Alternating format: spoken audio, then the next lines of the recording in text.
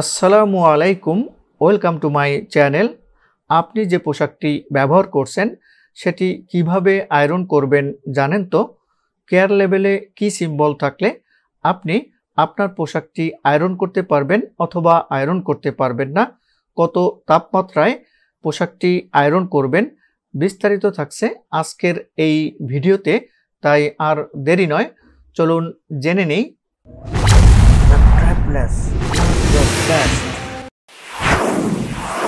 এখন আমরা জানব আয়রনিং সিম্বল এবং ইনস্ট্রাকশন সম্পর্কে, অর্থাৎ গার্মেন্টস বা কাপড়টি কিভাবে আয়রন করবেন এবং সিম্বল ও ইনস্ট্রাকশনগুলো কি কি সেই সম্পর্কে আমরা আজকে জেনে নিব।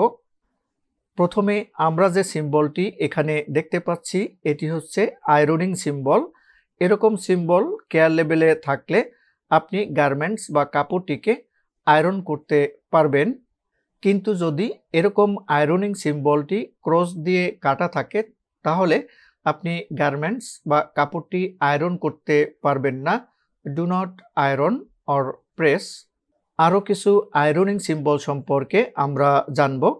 যদি কেয়ার লেভেলে এরকম আয়রনিং সিম্বলের মাঝে একটি ডট থাকে তাহলে সর্বোচ্চ 110 ডিগ্রি সেন্টিগ্রেড তাপমাত্রায় পোশাকটি আয়রন করতে পারবেন। তার মানে আপনি লো হিটে আয়রন করতে পারবেন পোশাকটি। আর যদি কেয়ার লেভেলে এরকম আয়রনিং সিম্বলের মাঝে দুটি ডট থাকে তাহলে পোশাকটি সর্বোচ্চ 150 ডিগ্রি সেন্টিগ্রেড তাপমাত্রায় আয়রন করতে পারবেন। অর্থাৎ আপনি পোশাকটি মিডিয়াম তাপমাত্রায় আয়রন করতে পারবেন। এবং যদি কেয়ার লেভেলে এরকম আয়রনিং সিম্বলের মাঝে তিনটি ডট থাকে তাহলে আপনি সর্বোচ্চ 200 ডিগ্রি সেন্টিগ্রেড তাপমাত্রায় পোশাকটি আয়রন করতে পারবেন। অর্থাৎ আপনি পোশাকটি হাই টেম্পারেচারে আয়রন করতে পারবেন। আর যদি একটি নর্মাল আয়রনিং সিম্বলের নিচে দুটি ইনক্লাইন্ড লাইন থাকে এবং সেটি ক্রস দিয়ে কাটা থাকে তাহলে আপনি পোশাকটি স্টিম আয়রন করতে পারবেন না। আমরা জানি যে আয়রনের নিচ থেকে স্টিম বের হয়, আর স্টিমের যে গরমটা থাকে সেটা দিয়ে কাপড় বা গার্মেন্টসটি আয়রন করা হয়। আর সেটি যদি ক্রস দিয়ে কাটা থাকে তাহলে গার্মেন্টস বা কাপড়টি স্টিম আয়রন করতে পারবেন না।